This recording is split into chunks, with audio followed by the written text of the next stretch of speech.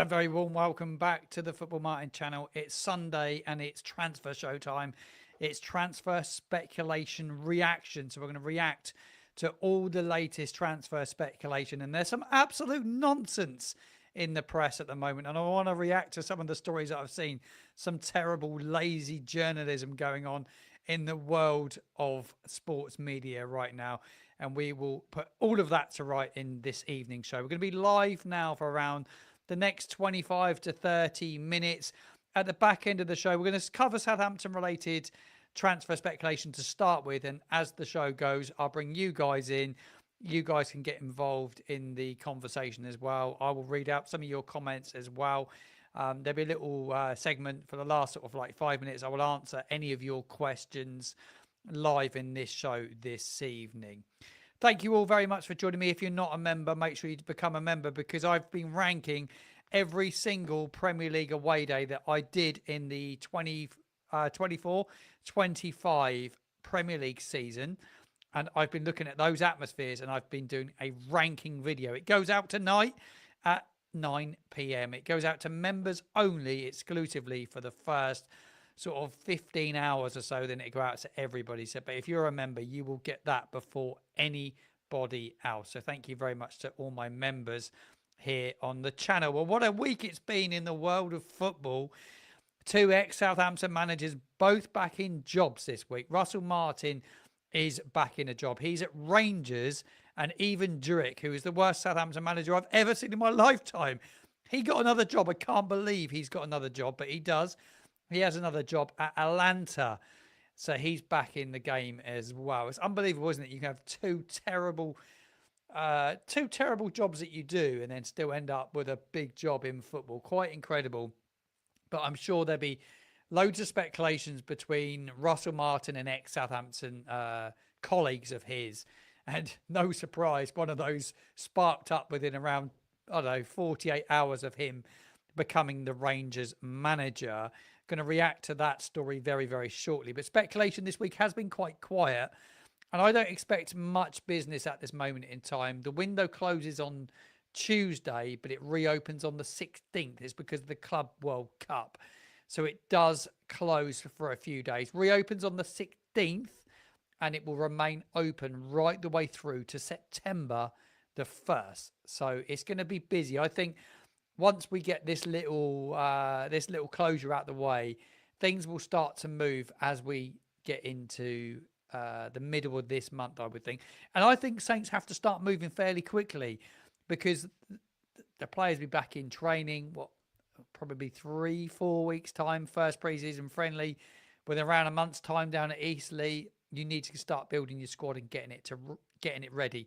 So speculation, let's react to all these stories this evening here on the Transfer Show. Thank you for everyone tuning in. Right, first story. It's on the cover photo, the biggest load of nonsense that I've seen so far in this summer's transfer window. Apparently, new Rangers manager, ex-Southampton manager, Russell Martin, wants to raid Southampton for midfielder Flynn Downes. I'm not surprised he wants Flynn Downes, because he's taken him to Swansea and then brought him to Southampton. That he's worked with him a couple of times now. And there was rumours of a £10 million fee that Rangers were going to pay. Well, they would never get him for £10 million. Saints are not going to take a 50% loss in 1 year. It was an absolute nonsense story. I couldn't believe it when I read this story. Some real lazy journalism. It's never going to happen for 10 million quid. Saints paid 20 for him, or close to 20. Was it, 17 to 20? Be add-ons and bits and bobs. So look, for me, they are never getting him. Do they really? I think somebody said in the conversation below, it might have been, it's Alfie House, actually. Alfie House, thank you for tuning in, Alfie. Rangers have bought one player for more than 10 million in their history, and that was 25 years ago. Exactly. So they're never going to spend huge sums of money on Flynn Downes. Alfie, it'd be great to get you on the show at some stage. I do want to sit down with Alfie and do a bit of a scouting report on the under-21s. Does he feel there's any players in the we're going off track a little bit now, but any players in the under-21s that could potentially break through to the first team? So it'd be good to get Alfie on the show. He's a great follow, so make sure you go give Alfie a follow over on X. My go-to for every single bit of Southampton news, really, because he never, everything he says is usually spot on, really, and he never reports nonsense like the story around Downes this week. Absolute nonsense. Like he said, Rangers haven't spent £10 million on a player in the last 25 years. It's not going to happen. It's not going to happen. It's 25 years ago that they spent £10 million on a player. They won't get Flynn Downes. I just cannot see that happening. The Ipswich may come in for him. Flynn Downes, for me, will be a Saints player next season. I don't think there's any doubt about that. I think the money they pay for him, Saints won't recoup it. And I actually think he's a really important player next season for Saints in the Championship. I think he's a big, big player for Saints. Along with Shea Charles, you put those two in midfield, and you could end up with I think in any game of football, games are won in midfield. I think Jurgen Klopp said that not that long ago. Football games are won in midfield when you've got good engine rooms in midfield. You need workers. You need somebody that's going to sit. You need continuity. You need to play with the same 2-3 that play in there regularly. And I think that will be key for Saints next year. If they're really going to kick on next season. Right. Thank you all for tuning in. I will read all your chat. I will put it in the show at the back end of it. Right. We move on. So Flynn Downes, for me, like I said, it's a reacting to transfer speculation. Absolute nonsense. I just don't see it happening. There was talk I saw of Cameron Archer. Again, I think Saints paid $15 million for Cameron Archer. I don't see, for love nor money, Cameron Archer ending up at Rangers. I just don't see it. But there was talk of Leeds. Will the Leeds come back in for him? I think it remains to be seen. The story that has been going on for a long time, it's got quite annoying now, is around Transport trying to sign Southampton players. Loads of talk around Paul and Oachu. They don't want to pay a lot of money for him. I think Alfie tweeted today, it will rumble on for a while because they're going to come in with stupid offers. I don't think it's a club that's got loads and loads of money to spend on players. They like the look of Silamana. They were talking about a loan for Silamana. Then there's Joe Aribo. They were talking about Joe Aribo. I do think Aribo will go. He played for Rangers before. Does Russell Martin come back and potentially get Aribo? Did he like Aribo enough where he'd take him back to Rangers? He done well in Rangers and they like him up there. He made a real impression there. But there was a report early on in the week that Transport were keen on Aribo, and apparently some tweet went out there and said that his agent had authorised negotiations. It's probably absolute nonsense. You hear so much nonsense this time of year. It is a silly season for transfer speculation. There's no doubt about that at all. Right, what else do we have that's in the conversation? I'll read out some of your conversation below. Saints Network are in. Rangers fan base split over Russell Martin in charge. He's got a big job.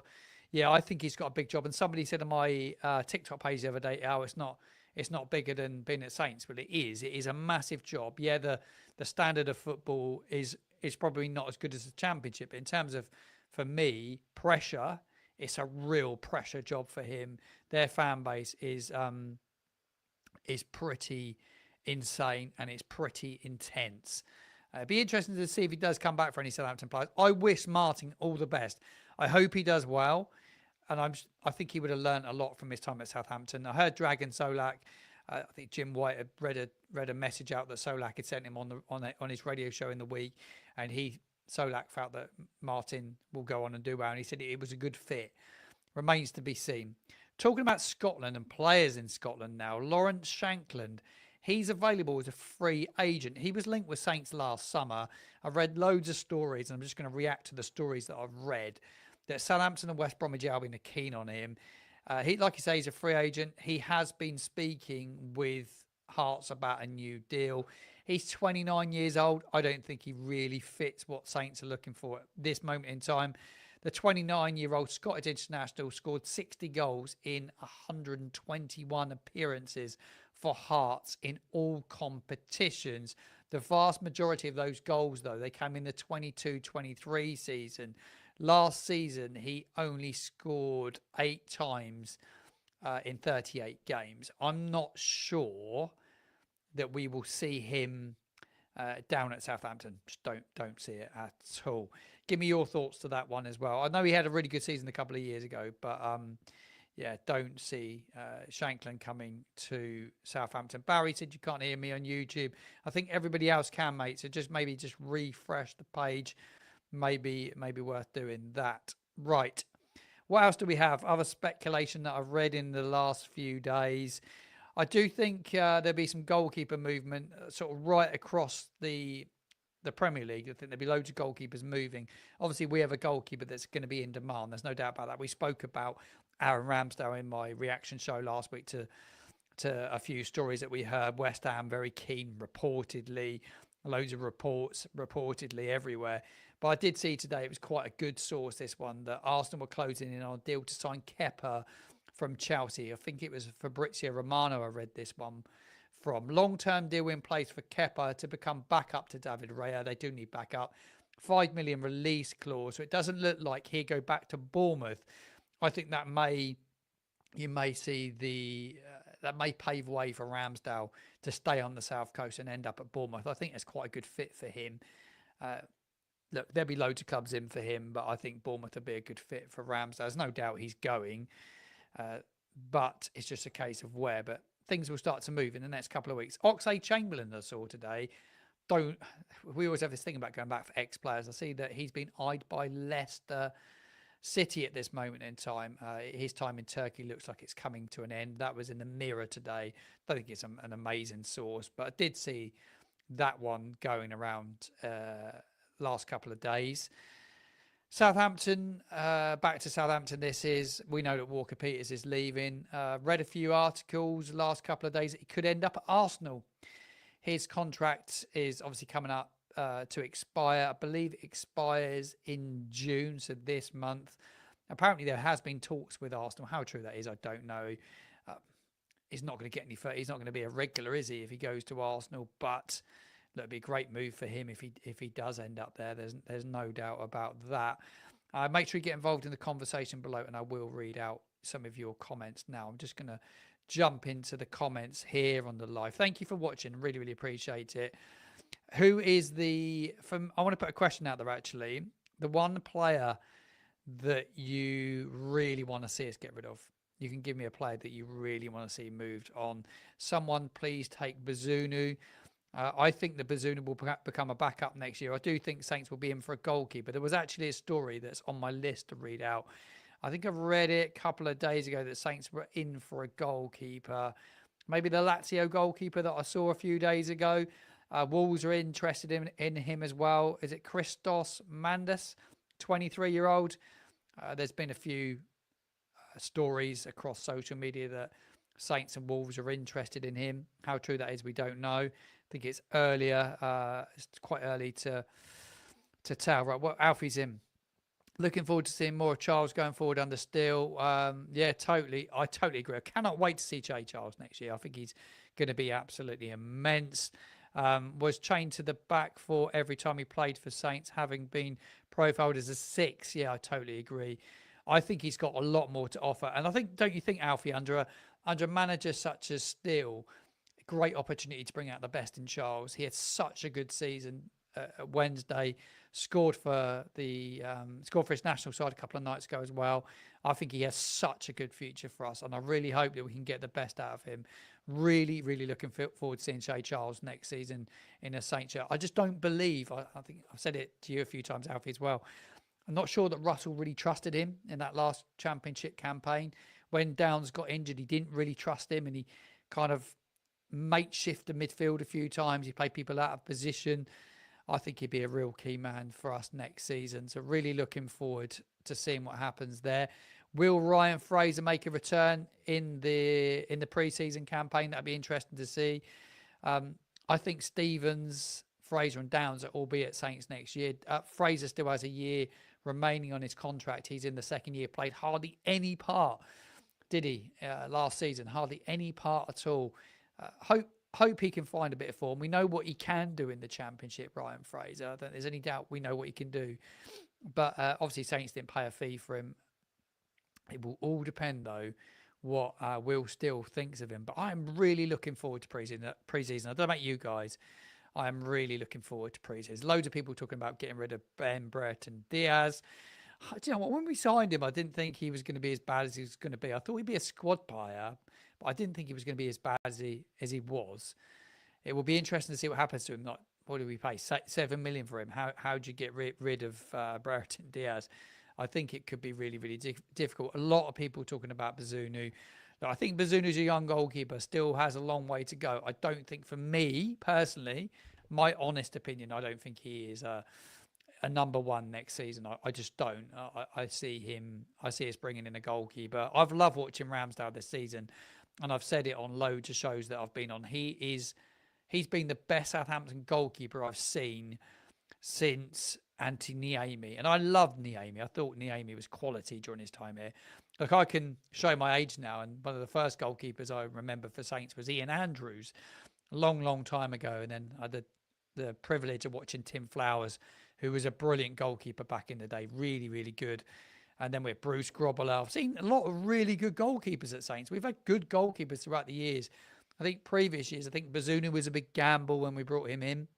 At that time, coming from League One straight into the Premier League, I thought it was a big gamble by the club. I really do. And they made the wrong decision probably on the two when it come down to Fraser and Alex McCarthy. I think Fraser was the better of the two. He's a free agent, Fraser, at the moment, isn't he? Fraser Forster, that is. So, yeah, be interesting to see who we bring in the goalkeeping department. Right, Martin says, when does pre-season start? Well, it's a very good question. Alfie House was tuned in a minute ago. Whether he's still here or not, I don't know. But if Alfie's here, he may be able to answer that one for us when pre-season starts. We know the first friendly is early July against Eastleigh. I spoke about that in a video a couple of days ago. I can't remember off the top of my head the exact date of it. But I'm looking forward to pre-season under a new manager. I think he's still putting the backroom staff together as well. So I think they've got a bit of work to do in pulling the backroom staff together. Victor Johansson is a name that comes around a fair bit. Victor Johansson at Stoke is supposed to be a good goalkeeper, and he's cheap. Good, very good goalkeeper. Done really, really well, hasn't he? I enjoyed watching him. I think he's at Rotherham last time I saw him play. I didn't see a lot of the Championship last season. Yeah, a lot of talk around Ryan. I did see this a few days ago. We dodged a bullet with Danny Roll. Looks like Wednesday fans don't like him. They don't like him. I think he's gone for a good few. Obviously, he's been interviewed for jobs. There's no doubt he was interviewed at Saints. Whether he interviewed well or not, I don't know. I'm not convinced he did. End of June, the players come back on the 27th and 28th-ish. Alfie, thank you, mate. It's very, very kind of you. So not many weeks away. It's coming around really, really quick. Pre-season will be epic. I think I've gone through everything I wanted to react to in the world of transfers anyway. There's nothing else to cover other than I did want to touch upon negotiations apparently for Tino Livramento to Man City are currently on standby. I didn't know about this story till a couple of days ago, but Newcastle potentially going to sell Livramento, who's at Southampton, to go to Man City. Interesting one. I thought he looked good when I saw Livramento play last season. I thought he looked good. He's a top player. I do like him. Talking about left backs, we've got Larios. Will be handy now he's fit. Yeah, I think he seems a really decent lad, doesn't he? Really unlucky with injuries. I think Alfie would have seen him play a lot with the under-21s this year. I haven't seen enough of him to know what his fitness levels are, and obviously he's building his way back into fitness. But he could be a really good squad player next year. Do we think Wellington will stay? For me, Wellington has to stay. I think he's brilliant. I've enjoyed watching him. I think he's been good. I think it took him a little while to adapt to English football, which it was always going to. It's always tough to come from another country to live in another country and then to try and play in the world's best league. It's fast, it's ferocious. But I actually thought he'd done all right. Look, he didn't look that fit at times. He'd struggled to see out 90 minutes. But I do think he will be really good next season. For me, he'd be my left back. I'd have him in my side, and hopefully we'll utilise him as well. Livramento chat, troubles Livramento and Lavia come good as yeah. It's difficult, isn't it? It doesn't always come good. It doesn't always come good, does it? I thought Lavia was a real success story. We bought a lot of young players in that window. One of those being Sam Adozi. I think he could play a really big part for us next season. I think he could be a real key player. Somebody said here that they've read that Charlie Taylor wants to fight for a place in the side in the Championship with us. But he'd be more than good to play in the Championship. I actually thought he played really well on the final game of the Premier League season. I thought he was good. I thought he had a really solid game. He coming out the cold. I think he's probably been probably got caught between managers, really. You know, he didn't, obviously, Juric didn't like him, struggled to kind of get in under Martin, fell out of favour with him, didn't feature under Juric, and then Russ didn't really fancy him till right at the very end. I think it was a real shame for Charlie Taylor, because I think he genuinely is not a terrible player at all. So we will see. Yeah, but I'm looking forward, really looking forward to next season. Right. Thank you for tuning in. That wraps up everything I wanted to react to and talk to this evening. It's been great to have Alfie in the chat as well. So, Alfie, thank you for tuning in. It'd be good to catch up with you. It'd be good to find out about under 21 players that we may see break into the first team next season. It will be really good, because I really enjoyed last preseason watching Amieo and Diblin break through. I actually did think that Sam Amieo was going to go on and have a really good season for us. And I almost thought at Eastleigh last year, I thought that Amieo looked better than Dibbling, and Amieo ended up getting sold. It's quite it was quite incredible, really. But I thought Sam was going to be a big part of things. I really did. Thank you for tuning in. Ranking video is out tonight to members. It's out at 9 p.m. I've ranked every single away day that I've done in the 24-25 season. I only missed 3 games, and that was Man United, Brentford, and Villa because of the weather. So I've ranked them all, and I hope you enjoy it and give me your thoughts to it as well. Robertson going to be a good player in the season, the Championship. No, I totally agree. Kian, I think he will be top draw. Kian, I hope you're having a good summer, mate, as well. Thank you for your membership, and thank you for tuning into the channel, mate. Really appreciate it. Like in the background, thank you very much indeed. It's a perfect setup, actually. I've got a setup in there now behind me where I could turn that into a small little podcast studio. So if I want to bring a guest in, I can bring a guest in. It's quite a nice little space. It's a bit more versatile than what I had before. You've got to move with the times. The sound sounds a bit better. I keep investing back into the channel all the time because I want to become the #1 Southampton fan channel. That is the aim.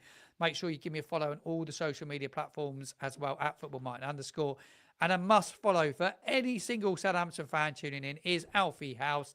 Make sure you go check him out over on X as well. He will keep you up to date with transfer news as well. And I'll react to anything that he puts out as well. I'm not a journalist. I'm just a fan channel, and I like to react to everything that's around. If I hear any stories, I like to bring it here and debate it with you, the Southampton family. Alfie, it's been a pleasure having you tune in and watching the show. Guys, enjoy your week. Have a great time. Make sure you stay tuned to the channel. There'll be plenty of videos throughout the week.